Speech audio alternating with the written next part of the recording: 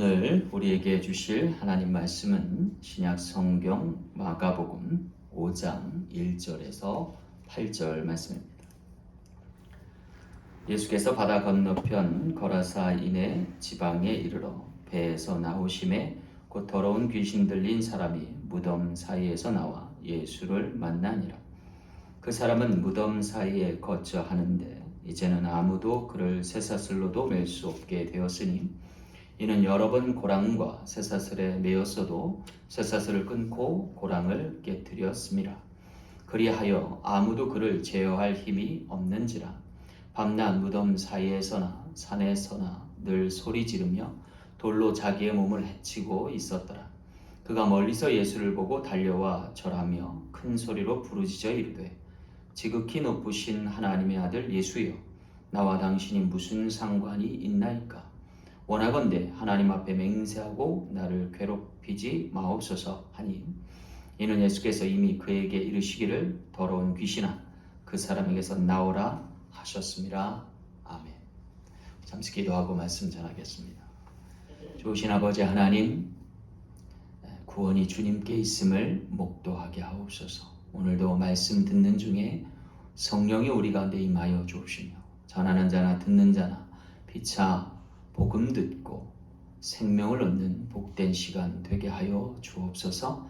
말씀의 큰 권능이 함께 하심을 믿고 거룩하신 예수님 이름으로 간절히 기도하옵나이다. 아멘. 할렐루야.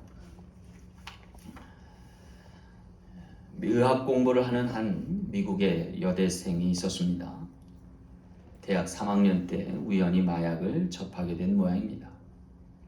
그래서 피곤할 때면 또는 긴장할 때면 아주 소량의 마약을 복용하곤 했는데 안타깝게도 이것이 습관이 되어버렸답니다. 그래서 인턴 과정과 레지던트 과정을 거치면서 또 의사로 일하면서 계속해서 마약의 복용량을 늘려가게 되었답니다. 나중에는 그것이 과다 복용이 되어서 환자를 진료할 수 없을 정도가 되어버린 것입니다. 그 사실이 직장 동료로부터 병원에 알려지게 되었고 그녀는 어쩔 수 없이 병원을 그만두게 되었답니다. 병원을 그만두게 되자 그는 점차 가난해졌고 그러다 보니 마약조차 살 수 없어서 거리에 나앉게 되어버렸다고 합니다.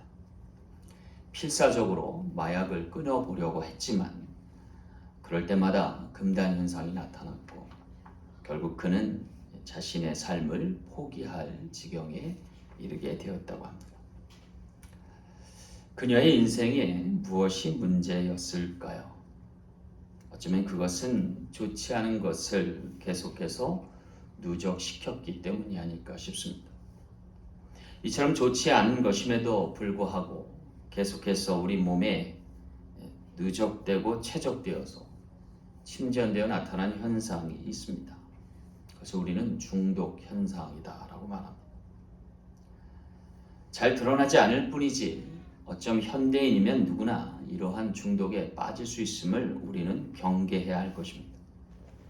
자신이 자기를 어찌할 수 없는 단계에 이르는 것은 어쩌면 오늘 본문의 귀신 들림 현상과도 닮아 있다 하겠습니다. 이윤즉슨 내가 나를 어찌할 수 없는 not control, 제어할 힘이 없는 단계에 이르기 때문입니다. 무엇이 문제이고 어디서부터 잘못된 것일까요? 그것은 의지할 대상을 잘못 정해서부터입니다. 그것이 약이 되었던, 술이 되었던, 돈이 되었던, 게임이 되었던 다 마찬가지입니다. 이참에 우리가 기억해야 할 것이 있습니다. 이러한 것들은 우리가 의지할 대상이 아니라 다스릴 대상이라고 하는 사실입니다. 우리가 잊지 말아야 할 것은 오직 우리가 믿을 대상은, 의지할 대상은 어떠한 상황 가운데서도 하나님 한 분이어야 한다는 사실입니다. 오늘 본문에서 자신이 자신을 어찌할 수 없는 귀신 들린 이가 주님을 만나 새 사람 된 이야기가 소개되고 있습니다. 주목할 것은 그가 모두에게 버려지고 자신마저도 자기 자신을 포기한 상태에서 주님을 만났다는 것이고 주님을 만난 그 기점으로부터 변화되었다는 사실입니다.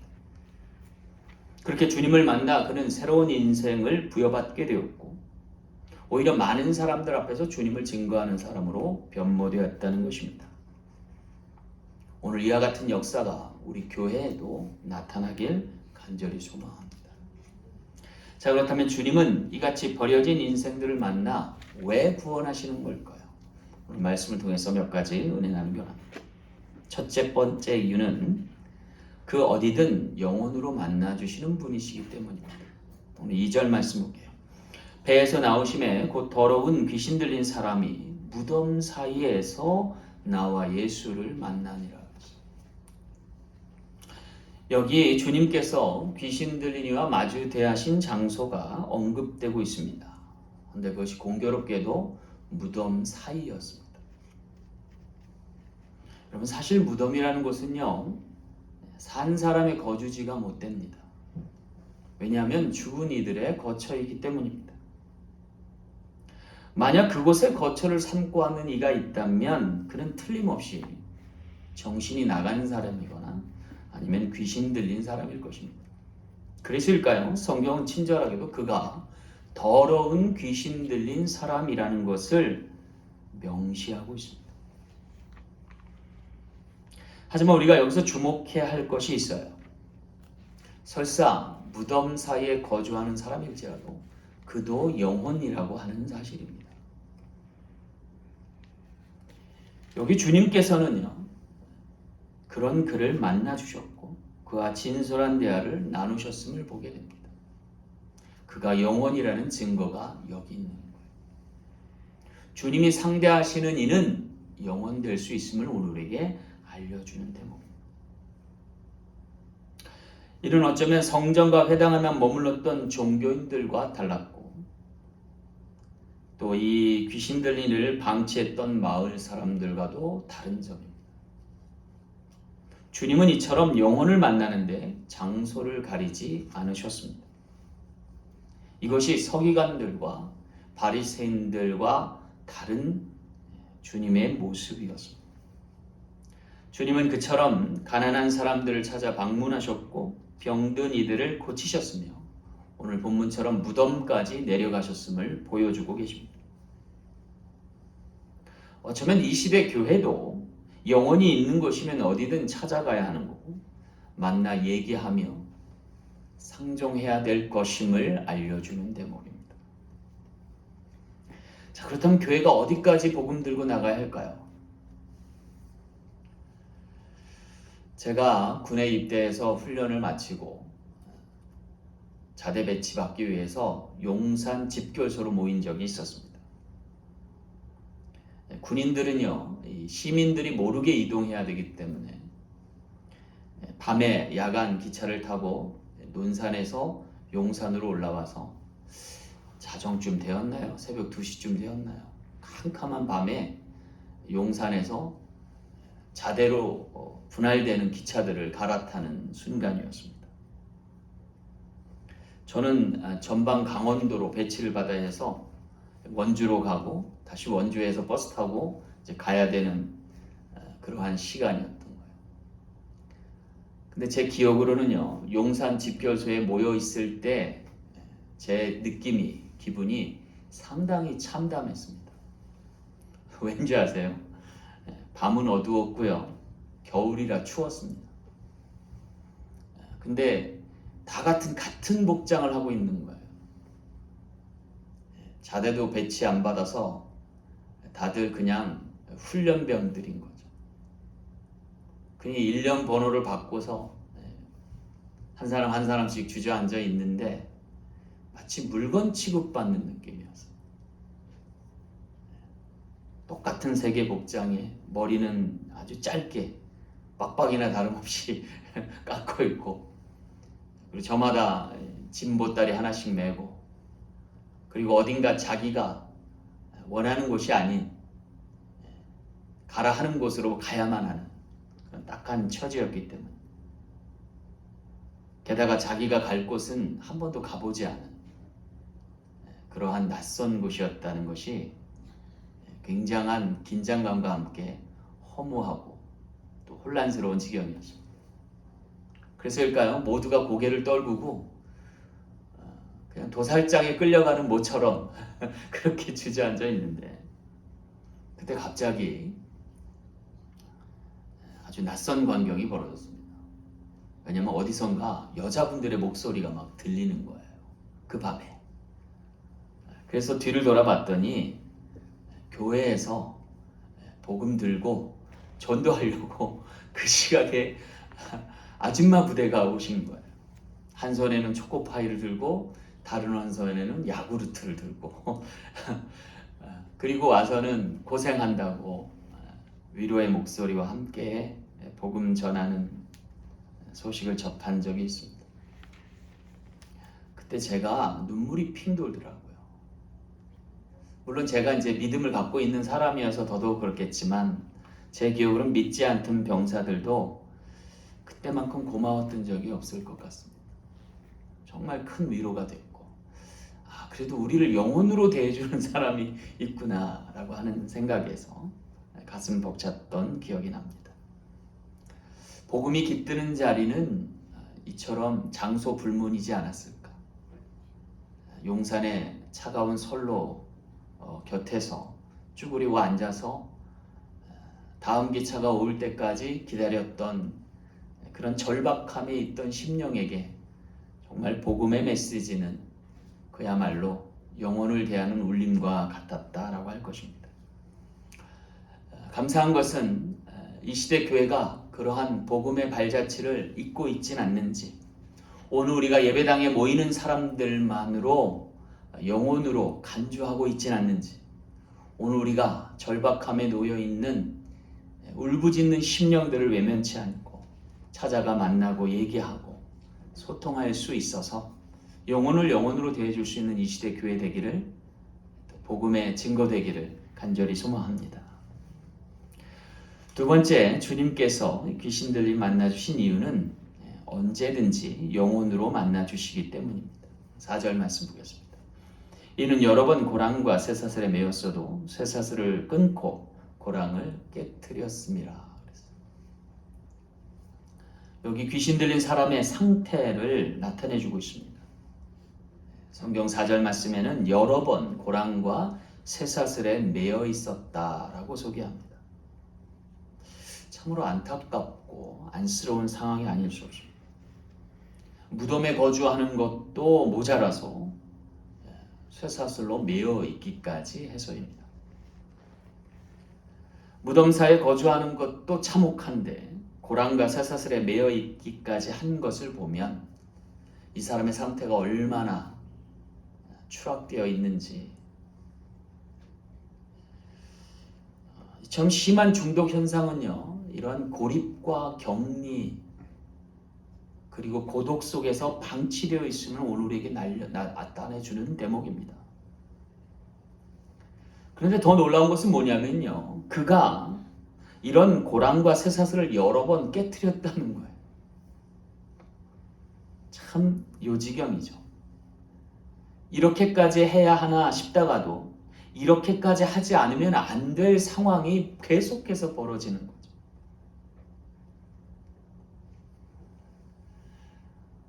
사도 바울의 경우도 착고에 매여 있을 때가 있었어요. 하지만 성령의 함께 하심으로 그것을 깨트리고 탈출하기보다 오히려 앉아서 찬송했던 것과는 상당한 대비를 일으키는 거죠.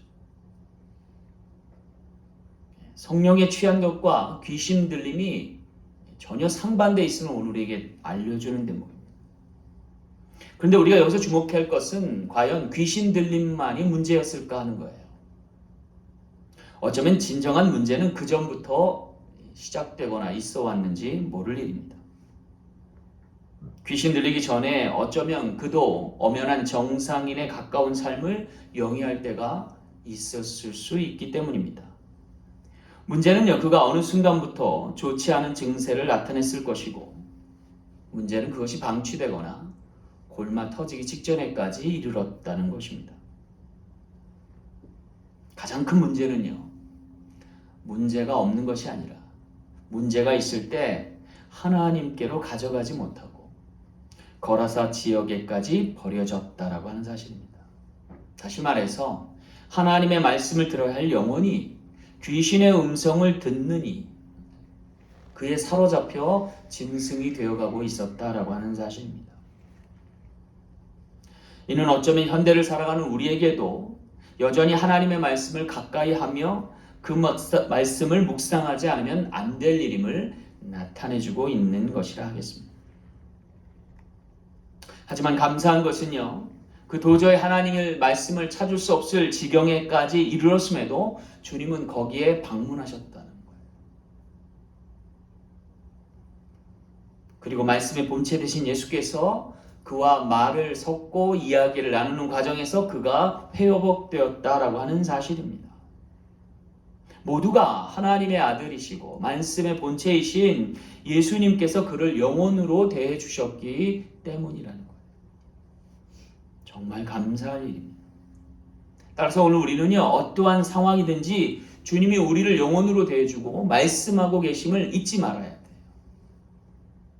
그리고 주님과 마주대하기를 두려워하지 말아야 할 것입니다.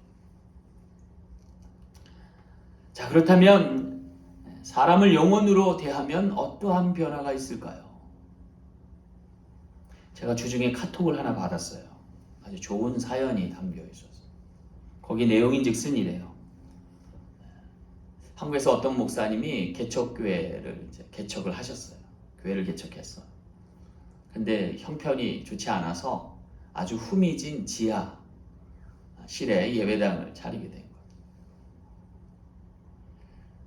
근데 어느 날 새벽 예배가 돼서 이제 교회 문을 들어서 계단을 내려가는데 공교롭게도 계단에 담배꽁초가 버려져 있는 거예요.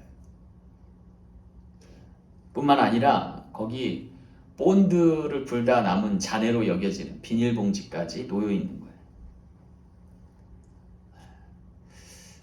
좀 후미진 성전 지하 입구지만 그곳에 담배꽁초와 본드를 불고 남은 잔해가 있는 것이 영 불쾌했답니다.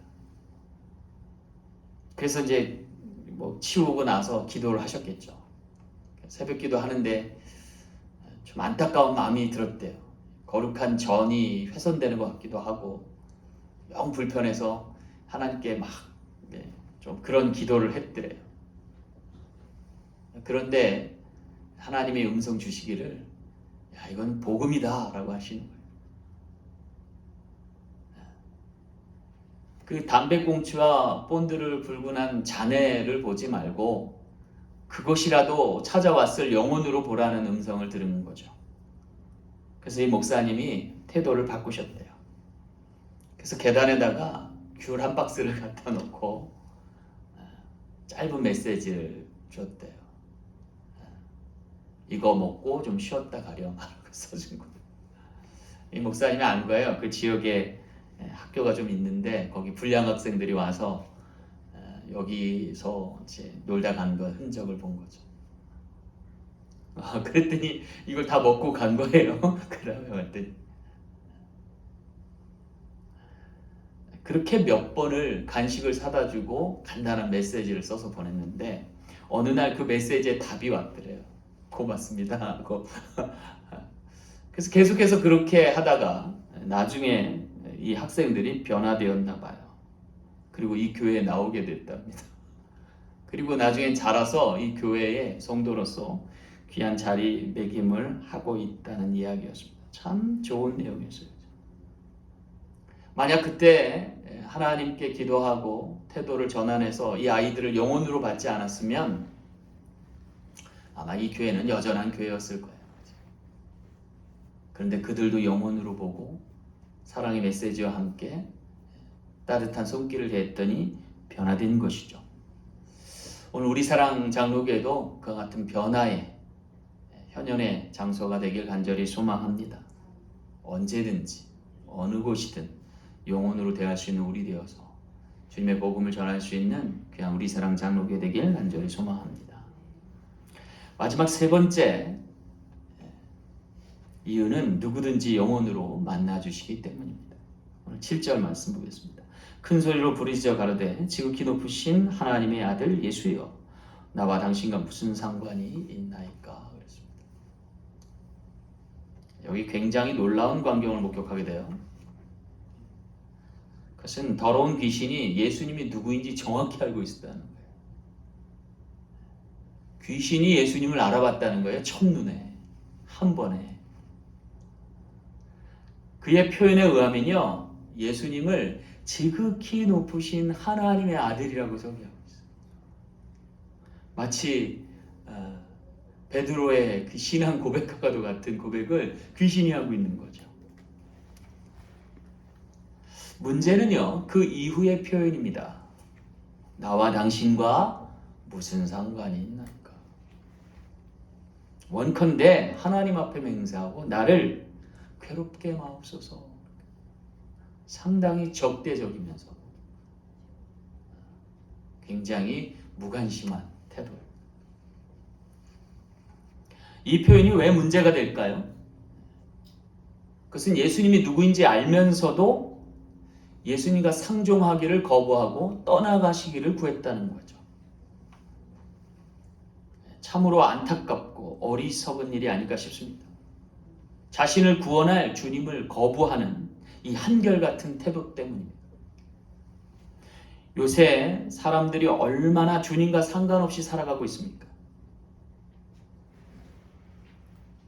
더 안타까운 것은 코로나 팬데믹 상황 가운데 이제는 예수님을 아는 사람조차도 주님과 상관없이 살아가고 있다. 그리고 그것이 당연시되고 있다는 거예요. 돌이키지 않으면 안 될.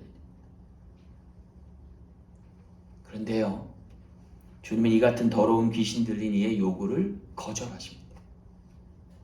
왜 그렇습니까? 영혼 때문입니다. 영혼과 영혼의 만남이 너무나 소중해서입니다. 그 영혼에 상관없이 살아가는 것이 하나님 보시기에 좋지 않음을 아시고 상관없이 할 수 없음을 천명하시는 거예요.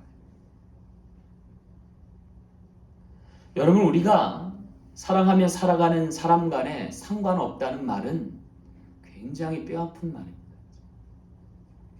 여러분, 부부간에 살아가는데 배우자에게 상관하지 마라고 하는 게 얼마나 아픈 얘기인지 아십니까? 부모와 자식 간에 내버려도 달라는 것이 얼마나 상처되는 말인지 아십니까? 만약 그러한 지경까지 이뤘다면 우리가 먼저 주님과의 관계를 회복해야 돼요. 그리고 주님을 통해서 다시금 상대를 만나야 해요. 그리고 영혼으로 거듭나야 할 줄 믿습니다. 그런데 제게는요, 이 나와 당신이 무슨 상관이 있나이까 라고 하는 약간 반항아적인 이 메시지가 거꾸로 들리는 거예요. 제발 나를 어떻게 좀 해주세요. 더는 방치하지 말고 나를 포기하지 말고 감찰하고 간섭해서라도 제자리 찾게 해달라는 호소로 들리는 거죠. 어쩌면 사랑의 반대는 미움이 아니라 무관심일 수 있음을 알고 더 이상 버려지는 일이 없도록 주님처럼 더 적극적으로 찾아가 방문하고 만나고 얘기해야 되지 않을까라는 생각을 해봅니다. 그럼 버려진 자신을 찾아가는 방법이 무엇이 있을까요? 그것은 사실 내게 있지 않아요. 부정한 나를 대신할 긍정의 대상을 찾아야만 하는 거죠. 이러한 나조차도 받아줄 영혼으로 받아줄 수 있는 사람을 찾아야 한다는 거예요. 만나야 한다는 거예요. 나의 부정의 시간에 이상의 긍정의 시간이 필요하기 때문입니다. 근데 도대체 이렇게 버려진 사람을 구원할 사람이 누가 있을까요? 누군들 구원할 수 있을까요?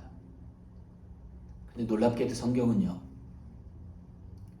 한때 버림받은 사람이 버림받은 사람을 구원할 것을 예고하시는 거예요.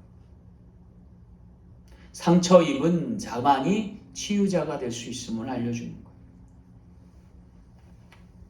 놀랍게도 여기 이 버려진 사람을 찾아 만나 구원하신 예수님도 한때는 버려질 수 있음을 이야기해줘요. 바로 엘리 엘리 라마 사마크다니, 나의 하나님 나의 하나님 어찌하여 나를 버리셨나이까. 지극히 높으신 하나님의 아들이 지극히 낮은 곳에, 끔찍한 곳에 버려졌다는 사실을 아십니까? 그것은 이 시대에 버려질 수 있는 모든 사람을 구원하시기 위해서라는 사실입니다. 우리가 영혼되게 하기 위해서 자신의 영혼이 버림받기까지 우리를 사랑하신 주님을 잊지 말아야 할 것입니다. 여기 거라사 지역은요, 벳사다 광야와 멀지 않은 곳입니다. 이 땅은 버려진 빈들입니다. 사람이 살지 않고 곡식도 재배되지 않는 곳이에요. 주님은 거기까지 찾아가신 겁니다. 그리고 그 영혼을 구원하기 위해 십자가에까지 버려지셨음을 오늘 우리가 잊지 말아야 할 것입니다. 잃어버린 한 영혼을 위해서 수많은 무리의 양무리를 놓고도 구원하시는 주님이 오늘 우리의 주님이십니다. 우리 사랑 장로교회가 그와 같은 버림받은 영혼들과 함께 같이 할 수 있는, 그들을 영혼으로 대하고 주님의 명령을 따라 구원할 수 있는 역사가 나타나는 은혜의 현장 되기를 간절히 소망합니다. 말씀을 맺겠습니다. 어느 비오는 날 저녁에 자살을 결심하고 저수지 옆에서 비를 잔뜩 맞고 있는 여자 한 분이 있었습니다. 그는 이제 마지막이라고 생각한 나머지 뚜기에 올라서서 자살을 결심한 듯 결연한 의지를 불태우고 있습니다. 그러다가 잠깐 모든 것을 내려놓고 하늘을 향해 무릎을 꿇고 기도하기 시작했답니다. 오 하나님, 당신이 만약 계시다면 아무것도 할 수 없는 나를 좀 구원해 주옵소서. 비를 맞으며 간절히 뜨겁게 기도했을 때 갑자기 머리에 뜨거워지면서 전신의 뜨거움이 느껴지기 시작했답니다. 양 어깨를 짓누르고 있는 무거운 짐이 누군가에 의해 거두어지는 느낌을 받았다고 합니다. 순간 그녀는 날아갈 듯 가벼워짐을 느끼게 되었고, 그래서 하나님이 자신을 터치해 주신 것을 알고 감사의 고백과 함께 기뻐 찬양하게 되었답니다. 그리고 자살하는 마음을 돌이키고 죽을 각오로 열심히 살게 되었답니다. 그 후로 그는 깨끗이 마약을 끊어버리게 되었고, 마약과 알코올 중독의 삶으로 중독에 이른 많은 사람들을 위해 봉사하는 사람으로 변모되었다고 합니다. 옛것을 완전히 벗어버리는 그 모든 것이 예수 그리스도의 은총으로 가능한 것을 고백하며 오늘도 복음 전하는 이로 살고 있다 합니다. 사랑하는 성도 여러분, 우리가 기억해야 될 것 하나 있습니다. 우리가 언제든 어디든 어떠한 상황에서도 주님은 우리를 영혼으로 보신다는 것이고 영혼으로 대우하신다는 사실입니다. 오늘 우리도 그 어떤 일을 만나든 어디서든 언제든 그 누구라도 그를 영혼으로 대할 수 있는 저와 여러분 되셔서 주님의 사랑을 나누며 전파하는 귀한 지체 되시길 간절히 소망합니다. 기도하겠습니다.